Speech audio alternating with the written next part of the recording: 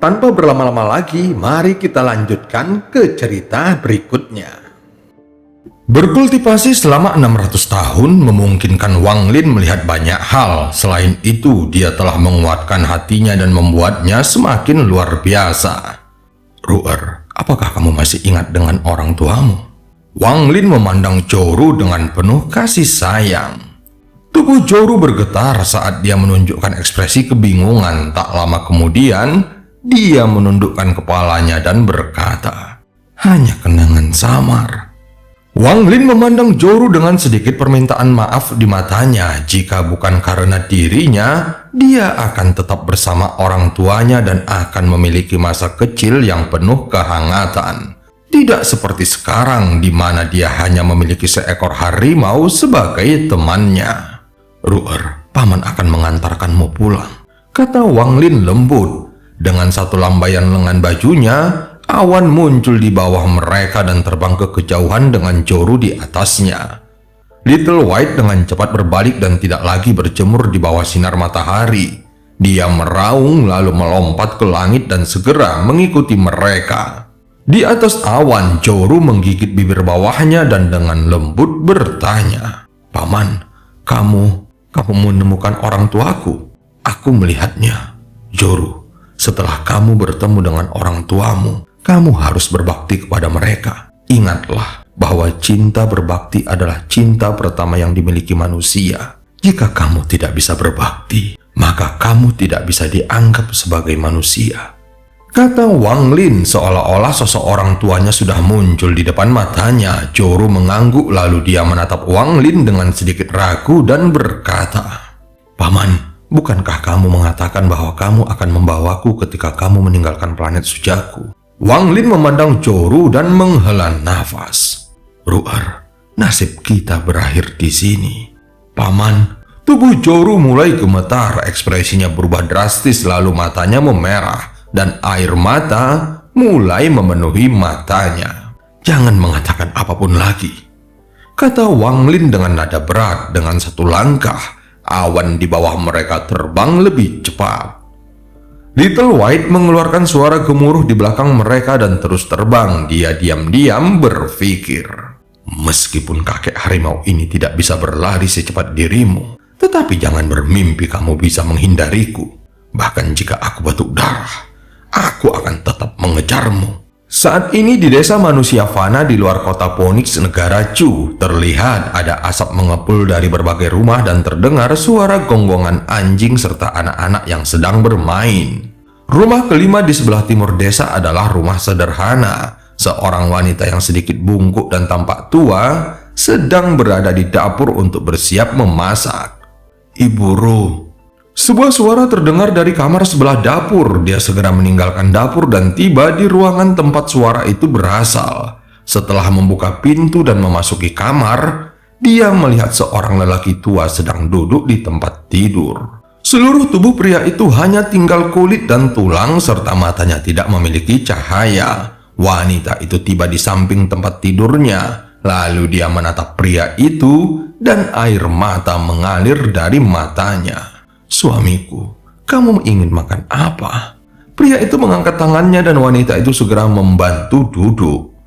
"Ibu Ru, kemarin aku bermimpi putri kita akan kembali ke rumah." Secercah kecerahan muncul di mata redup pria itu saat mengatakannya. "Putri kita akan segera kembali ke rumah." Air mata wanita itu mulai mengalir. "Iya, dia akan segera pulang," balas wanita itu dengan kepedihan yang mendalam di hatinya. "Aku menyesal keputusanku saat itu. Aku seharusnya tidak membiarkan kultivator itu membawanya pergi. Dalam sekejap, 20 tahun telah berlalu dan aku tidak tahu bagaimana keadaannya." Mendengar suaminya yang penuh penyesalan, wanita itu menyeka air matanya dan berbisik, "Jangan khawatir, putri kita memiliki takdir yang baik. Dia pasti akan baik-baik saja." Keduanya adalah orang tua Joru. Selama invasi klan abadi yang terbuang, mereka terpaksa pindah ke sini untuk menghindari perang. Joru yang dibawa pergi oleh kultivator itu selalu menjadi duri di hati mereka. Kerinduan bertahun-tahun membuat duri ini semakin panjang dan kuat sehingga rasa sakitnya semakin parah. Ayah Joru selalu menyesali hal ini. Setelah sakit, dia tidak pernah membaik dan menjadi semakin kurus dari hari ke hari. Seluruh beban rumah tangga akhirnya ditanggung oleh Ibu Joru, namun dalam mimpinya, air mata selalu memenuhi matanya dan dia masih terus memanggil nama Joru. "Putri kita akan pulang. Suamiku, kemarin kamu bermimpi tentang dia kembali. Impianmu pasti akan menjadi kenyataan." Wanita itu langsung menyeka air matanya. Ayah Joru menghela napas panjang dan hendak mengatakan sesuatu ketika matanya terpaku pada pintu. Seolah-olah seluruh tubuhnya membeku dan tidak bisa menggerakkan satu otot pun. Wanita itu terkejut ketika dia berbalik untuk melihat kemana suaminya melihat. Saat pandangannya mencapai pintu, seluruh tubuhnya juga mulai bergetar. Dia melihat seorang gadis berdiri di depan pintu. Gadis ini sangat menawan dan memiliki rambut hitam panjang yang tergerai. Penampilannya agak mirip dengan ingatan samar pasangan itu tentang Joru. Wanita itu dengan ragu-ragu berkata, "Kamu, Ibu." Air mata tiba-tiba jatuh dari mata gadis itu ketika dia tiba di samping wanita itu dan mulai menangis. "Ruer, itu benar-benar Ruer. Suamiku, dia benar-benar kembali." Wanita itu menjadi begitu bersemangat hingga air mata mengalir di pipinya. Wanita itu memeluk Joru dan mulai menangis kencang. Ayah Joru sepertinya tiba-tiba dipenuhi dengan kekuatan yang tak terbayangkan. Dia akhirnya bisa duduk sendiri. Dia memandang Joru saat air mata mengalir di pipinya dan berkata, "Dewa mengasihani kami. Putriku telah kembali ke rumah." Di luar rumah, Wang Lin menghela napas panjang. Dia dipenuhi penyesalan terhadap keduanya. Dia menunjuk dengan tangan kanannya dan seberkas energi spiritual diam-diam memasuki tubuh orang tua Joru.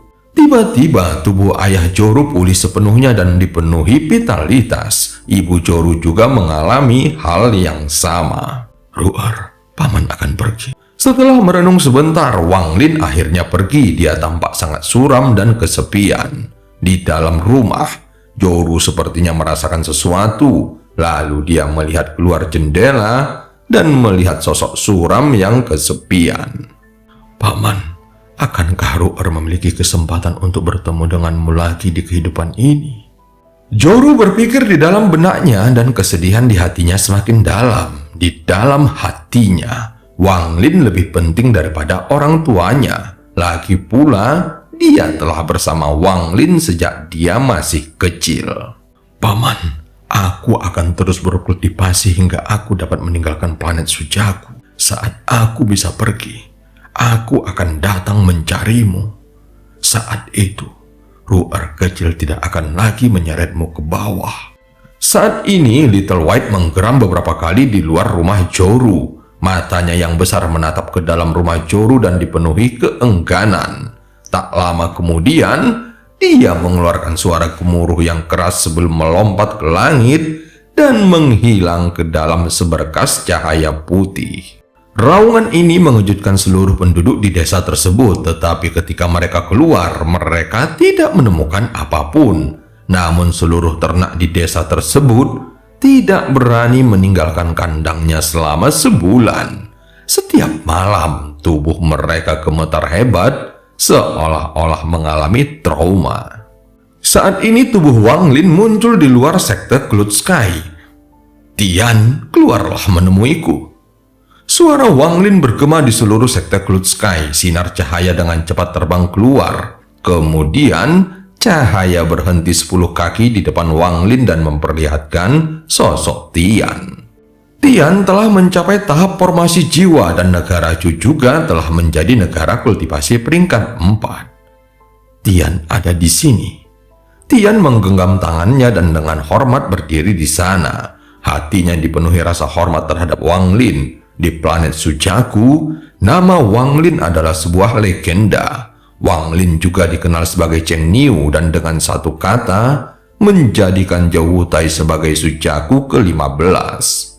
Semua ini menyebar ke setiap kultivator di seluruh planet Sujaku, sehingga hampir tidak ada seorang pun yang tidak mengetahui cerita-cerita ini. Di dalam hati Tian, Wang Lin adalah surga dan kata-katanya adalah hukum surga yang tidak dapat ditolak oleh siapapun.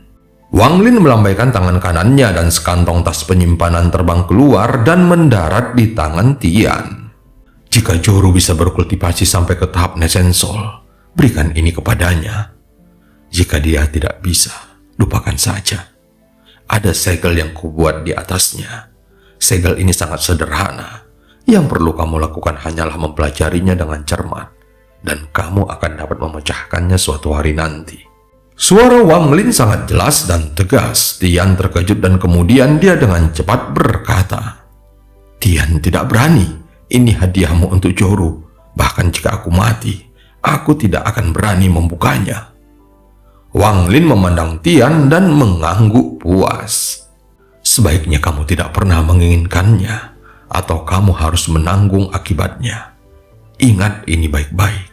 Hati Tian bergetar dan dia mengingatnya di dalam hatinya. Dia tidak akan berani mengabaikan kata-kata Wang Lin. Bahkan perasaan ini akan mengikutinya sampai kematiannya.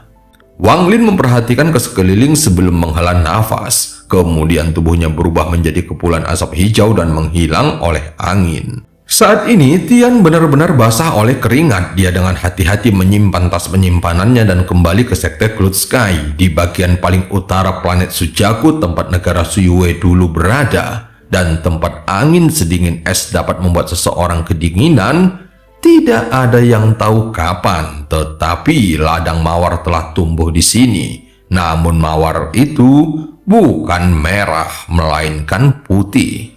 Ladang mawar putih tumbuh di tempat yang dingin ini dan aromanya memenuhi area tersebut. Di bagian timur area tersebut terdapat sebuah lembah es dan di dalam lembah tersebut terdapat sekuntum mawar biru yang tumbuh. Itu tumbuh menghadapi angin dingin dan cabang-cabangnya seperti es. Itu seperti seorang gadis yang dengan bangga berdiri di sana sehingga menciptakan pesonanya sendiri. Pada hari ini, seseorang memasuki lembah. Sosok ini adalah Wang Lin dan dia tampak tenang. Saat Wang Lin masuk, mawar biru sepertinya telah memperhatikannya dan mengeluarkan aromanya. Tiba-tiba lembah itu dipenuhi dengan aroma mawar biru. Seolah-olah ada seorang gadis yang menari di lembah dan memberikan perasaan yang sangat misterius. Wang Lin berdiri diam di balik mawar biru. Dia melihatnya sangat lama sebelum berjongkok dan mencabutnya dengan lembut. Lalu dia berbalik dan pergi. Saat Wang Lin pergi, semua mawar putih mulai layu dan mati. Seolah-olah mereka hanya tumbuh untuk menemani mawar biru itu. Di negara jauh kaki gunung Heng Yue, tepatnya di rumah leluhur keluarga Wang, pada hari ini Wang Lin diam-diam muncul di kuil rumah leluhur. Dia melihat ke deretan tablet sebelum mengunci pandangannya pada dua tablet di atas. Wang Lin terus menatapnya dalam waktu yang lama dan tidak pernah bergerak. Ini berlangsung selama 1 hari 1 malam. Pada pagi hari kedua, seorang pelayan datang untuk menutup kamar. Ketika pelayan itu melihat sosok Wang Lin yang terpaku diam, dia hendak meminta bantuan. Tetapi tubuhnya tiba-tiba melunak dan jatuh ke tanah. Saat melihat tablet itu, matanya dipenuhi kenangan. Dia berdiri di sana selama 3 hari 3 malam. Setiap hari, ingatan di matanya semakin dalam dan 2 aliran air mata jatuh dari pipinya. Setelah 3 hari, Wang Lin perlahan berlutut di tanah dan bersujud. "Ayah, ibu, anakmu akan pergi," gumam Wang Lin. Lalu dia berdiri dan berjalan keluar. Saat ini, ada banyak orang yang berdiri di luar kuil menunggunya. Ada pria dan wanita, tua dan muda di antara orang-orang yang menunggunya di sini. Mereka semua mengenakan pakaian mewah dan bahkan ada beberapa kultivator di antara mereka. Meskipun tingkat kultivasi mereka tidak tinggi, namun mereka terlihat sangat heroik. Orang yang berada di depan adalah Wang Juo. Suatu hari yang lalu, Wang Juo merasakan ada sesuatu yang terjadi. Jadi dia datang ke sini. Ketika sampai di kuil, dia merasakan kehadiran Wang Lin. Dia tahu bahwa Wang Lin tidak menyembunyikan kehadirannya dan panggilan yang dia rasakan juga berasal dari Wang Lin. Itulah sebabnya dia datang dan juga mengapa dia memanggil seluruh keluarga Wang ke sini. Tidak peduli apa yang mereka lakukan, dia menghentikan mereka dan meminta para kultivator membawa mereka ke sini. Saat Wang Lin keluar, Wang Juo langsung berteriak. Semua anggota keluarga Wang berlutut. Lebih dari 100 keturunan keluarga Wang yang berada di luar kuil langsung berlutut. Tidak peduli apa identitas mereka, tidak peduli status apa yang mereka nikmati di antara manusia. Mereka harus berlutut di hadapan leluhur pendiri mereka sekarang. Selain itu, leluhur ini adalah orang yang sangat terkenal di seluruh planet Sujaku. Keluarga Wang adalah salah satu dari sedikit keluarga di planet Sujaku yang bahkan jika para kultivator bertemu dengan mereka, mereka harus menunjukkan rasa hormat. Semua ini karena keluarga Wang menghasilkan Wang Lin. Wang Juo memandang Wang Lin dan berkata dengan nada berat, "Wang Lin, aku membawa semua keturunan keluarga Wang untuk mengirimmu pergi." Wang Lin melihat wajah asing yang berisi garis keturunan keluarganya dan berkata, "Kalian semua berdirilah." Seluruh keluarga Wang berdiri dan dengan hormat memandang Wang Lin. "Setelah aku pergi, aku akan menyerahkan keluarga Wang kepadamu," bisik Wang Lin sambil menatap Wang Juo. Mendengar ini, Wang Juo merenung sejenak. Setelah beberapa saat, dia menghela nafas dan berkata, "Dalam sekejap, 600 tahun telah berlalu. Wang Lin, berhati-hatilah. Mengenai urusan di rumah, aku yang akan mengurusnya." Wang Lin berbalik dan melihat lagi ke kuil. Dia mengambil satu langkah lalu menghilang tanpa jejak. Sekarang rumah leluhur benar-benar sunyi. Semua anggota keluarga Wang juga bersujud sekali lagi. "Selamat jalan leluhur." Gelombang ucapan hormat datang dari anggota keluarga Wang. Adegan dari masa lalu terlintas di benak Wang Juo saat dia melihat ke langit. Dia mengikuti ayahnya ke desa tempat tinggal Wang Lin. Dia melihat seorang pemuda di samping paman kedua menyapa semua orang dengan senyuman. Senyuman di wajah pemuda itu terus meluas di benak Wang Juo hingga hanya itu yang tersisa. Wang Lin. Dua aliran air mata jatuh dari mata tua Wang Juo. Sementara itu di bagian timur planet Sujaku, Wang Lin terbang melintasi gurun dan duduk di atas nyamuknya. Suara nyamuk yang memecahkan penghalang suara terdengar saat ia bergegas ke depan. Matanya bersinar seperti obor saat dia melihat ke sekeliling. Tak lama setelah itu, ekspresinya berubah. Nyamuk itu dengan cepat memahami maksud Wang Lin. Ia mengeluarkan suara gemuruh dan dengan cepat mendarat di dataran bawah. Wang Lin mengambil satu langkah dan mendarat di tanah. Nyamuk itu berdiri di sana dan dengan hati-hati mengamati ke sekelilingnya.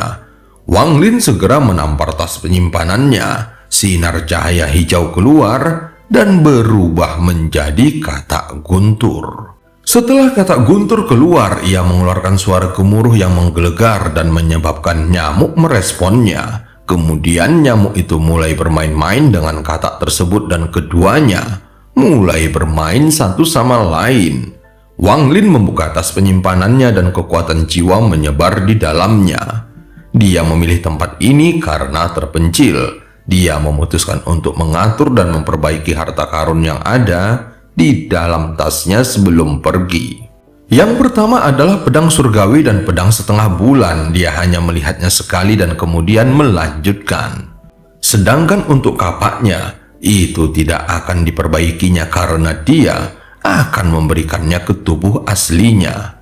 Mengenai 4 sarung pedang, Wang Lin masih belum memahaminya. Dia merasa menyesal karena dia masih belum memahami misteri mereka hingga dia akan meninggalkan planet Sujaku. Dia segera menggerakkan tangannya dan keempat sarung pedang mulai tergeletak di hadapannya. Kemudian dia mengeluarkan energi spiritual asal dan dengan cepat melingkari keempat sarung pedang untuk mencoba menyempurnakannya. Waktu perlahan berlalu. 3 hari kemudian, mata Wang Lin berbinar. Hubungan antara dirinya dan keempat sarung pedang menjadi lebih kuat saat ini. Dia segera mengayunkan tangannya dan menyingkirkan sarung pedang. Kali ini, Wang Lin mengeluarkan cambuk penghancur jiwa. Ada jejak kekuatan jiwa yang kuat pada cambuk ini dan tidak dapat dipatahkan olehnya saat ini. Tetapi dia masih memiliki cara untuk menghadapinya. Sambil berpikir, pagoda yang berisi domain Joyi terbang keluar. Itu mendarat di tanah dan domain level Ascendant segera menyebar. Mata Wang Lin berbinar, lalu tangannya membentuk segel dan menunjuk ke cambuk penghancur jiwa, kemudian mengirimkan segel. Cambuk itu segera bergetar dan aura putih menyebar darinya. Aura putih ini sangat kejam dan segera menghancurkan segel Wang Lin. Ekspresi Wang Lin tetap tenang saat dia mengendalikan domain Joyi, kemudian berkumpul di sekitar cambuk penghancur jiwa. Segera cahaya hijau mengelilingi cambuk penghancur jiwa dan aura putih di sekitarnya. Mata Wang Lin tampak tenang saat dia menunjuk ke dahinya, dan jiwa asalnya terbang keluar menuju cambuk penghancur jiwa, kemudian mulai memperbaikinya. 7 hari kemudian, dengan domain Joyi dan jiwa asal Wang Lin, kekuatan jiwa di dalam cambuk penghancur jiwa akhirnya hancur. Setelah itu hilang, Wang Lin meninggalkan kekuatan jiwanya. Ketika melihat cambuk penghancur jiwa, Wang Lin bisa merasakan teknisnya, seolah-olah mereka adalah satu kesatuan. Ada banyak lapisan batasan di dalam cambuk penghancur jiwa, seperti bagaimana topi jerami yang dibuat dengan lapisan batasan. Namun jumlah topi jerami ada lebih dari 1, sehingga nilainya jauh lebih rendah daripada cambuk penghancur jiwa. Selain bisa menyembunyikan penampilan seseorang, Wang Lin juga bisa belajar sedikit dari batu giok yang diberikan oleh Yun Kuiji kepadanya. Hal yang paling berguna tentang topi jerami adalah dia akan mempelajari lebih banyak batasan. Dengan demikian, itu akan meningkatkan kekuatan bendera pembatasannya. Sedangkan untuk cambuk penghancur jiwa, Wang Lin yakin bahwa itu bukanlah harta surgawi semu. Meskipun dia bisa menggunakan energi spiritual surgawi pada benda itu, namun entah bagaimana, energi itu jauh lebih lemah dibandingkan saat menggunakan energi spiritual. Hal ini membuat Wang Lin sangat bingung. Dia kemudian mengetahui bahwa dia bahkan tidak perlu menggunakan energi spiritual. Selama dia menggunakannya, maka itu akan menghasilkan kekuatan misteriusnya sendiri. Alhasil, benda ini tiba-tiba menjadi misterius di mata Wang Lin. Cambuk penghancur jiwa ini milik Chu Yunfei, tetapi dia terpaksa harus meninggalkan planet ini. Meskipun Chu Yunfei tahu bahwa cambuk penghancur jiwa itu misterius, namun itu juga menjadi beban baginya. Cambuk penghancur jiwa akhirnya berada di tangan Qian Feng yang merupakan murid Jukuiji. Sehingga dia takut itu akan menimbulkan masalah jika dia mengambilnya, jadi dia mengabaikannya. Setelah merenung sebentar, Wang Lin menyimpan cambuk penghancur jiwa. Saat berikutnya, gulungan hitam pun muncul. Sambil membuka gulungan itu, Wang Lin merenung sejenak lalu menyimpannya. Di antara semua harta karunnya, ini adalah harta paling misterius yang dia miliki, selain mutiara penentang surga dan cambuk penghancur jiwa yang baru saja ditambahkan ke dalam daftar ini. Wang Lin mengangkat kepalanya untuk melihat ke langit dan mengungkapkan ekspresi yang berat. Dia kemudian menyentuh tas penyimpanannya dan kereta perang penuh paku keluar, lalu mendarat di tanah. Saat kereta ini muncul, semua pasir di sekitarnya terhempas seolah-olah takut mendekat. Paku pada kereta itu memancarkan sinar dingin dan menyebabkan siapapun yang melihatnya merasa takut. Saat Wang Lin menatap kereta itu, dia memegang tas penyimpanannya dan mengeluarkan perangkap binatang. Setelah memberi situnan salah satu kereta perang, Wang Lin masih memiliki 2 kereta yang tersisa. Dia tahu bahwa dia tidak bisa menangani yang lebih besar dari keduanya, atau dia pasti akan terluka oleh serangan balasannya. Namun Wang Lin yakin bisa mengendalikan kereta perang kedua dengan jebakan binatang. Setengah bulan kemudian, Wang Lin meninggalkan dataran tersebut. Selama setengah bulan ini, auman binatang terus bergema di seluruh dataran. Raungan ini juga menggemparkan langit yang tinggi. Bahkan beberapa orang dari klan abadi yang terbuang merasakan raungan kemarahan dari semangat pertempuran yang tidak mau tunduk pada siapapun. Saat ini, Wang Lin duduk di atas binatang nyamuknya dan dengan cepat terbang keluar angkasa. Wajahnya pucat dan dia memegang batu giok surgawi di tangannya. Tak lama kemudian, batu giok itu berubah menjadi debu dan menghilang. Saat batu giok surgawi menghilang, batu giok lainnya muncul dan dia terus menyerap energi spiritual surgawi. Kekuatan makhluk roh di kereta perang kedua berada di luar dugaan Wang Lin. Sifat pantang menyerahnya sangat luar biasa dan memiliki perasaan tidak pernah tunduk pada apapun. Pada akhirnya, Wang Lin mengerahkan seluruh upayanya untuk menjerat makhluk roh ini ke dalam perangkap binatangnya. Namun hal ini mengakibatkan munculnya retakan pada perangkap binatang. Setelah membatasi binatang ini, energi spiritual di tubuh Wang Lin terkuras dalam sekejap. Dia akan mati karenanya jika sebelumnya dia tidak waspada. Wang Lin membuka matanya lalu menyentuh perangkap binatang di pergelangan tangannya dan menunjukkan ekspresi khawatir. Ini akan menjadi harta karun yang sangat kuat. Sayangnya hanya ada 3 jiwa utama yang tersisa di bendera jiwa. Jika aku punya lebih banyak, itu akan bisa mengulur waktu sebelum kereta perang aktif. Aktivasinya masih membutuhkan waktu yang lama. Dengan harta karunku saat ini, aku tidak perlu takut ketika menghadapi para kultivator transformasi jiwa tingkat menengah. Selama aku punya waktu untuk mengaktifkan kereta perang, aku juga akan memiliki kemampuan untuk melakukan perlawanan kepada kultivator transformasi jiwa tahap akhir yang normal. Namun melawan mereka yang memiliki harta surgawi atau setengah langkah menuju tahap ascendant, kemungkinan besar aku akan kalah. Apalagi untuk menghadapi ascendant, aku tidak punya cara untuk memenangkannya. Aku masih terlalu lemah dan planet Tianyun memiliki sumber daya yang jauh lebih banyak daripada planet Sujaku. Pasti ada banyak kultivator yang lebih kuat di sana. Jadi aku harus sangat berhati-hati saat berada di sana. Sayangnya, mutiara penentang surga masih kekurangan unsur logamnya. Ketika membunuh Qian Feng, aku berhasil menangkap tubuh unsur logam kupu-kupu merah. Tetapi itu bukan elemen logam yang dibutuhkan mutiara penentang surga. Wang Lin menghela nafas dan terbang ke kejauhan. Dia segera menuju ke tempat si Tunan menjalani hidupnya sebagai raja. Dan cerita pun berakhir. Sampai ketemu di part selanjutnya.